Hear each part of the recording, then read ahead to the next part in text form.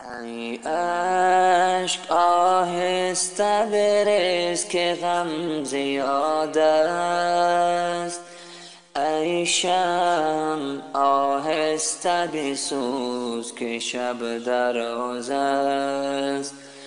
امروز کسی محرم اسرار کسی نیست، ما تجربه کردیم کسی یار کسی نیست.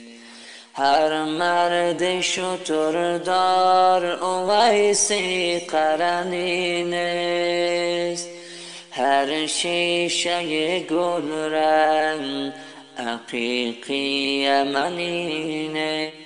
هر سنگ و گل گوهری نایاب نگردد، هر احمد و محمود رسولی مدنی نیست.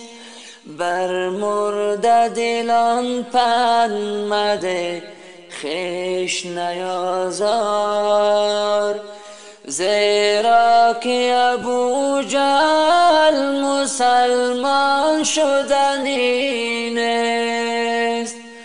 با مرد خدا پنجه افکن چون نمرود، این جسم خلیل است، این جسم خلیل است که آتش زدنی نیست.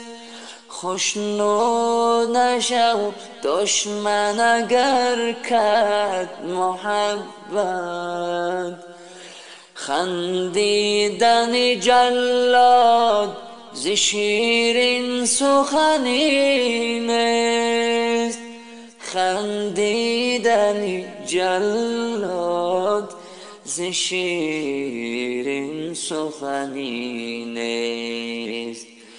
جایی که برادر به برادر نکند ره، جایی که برادر به برادر نکند ره، بیگانه برای تو برادر شدنی نیست.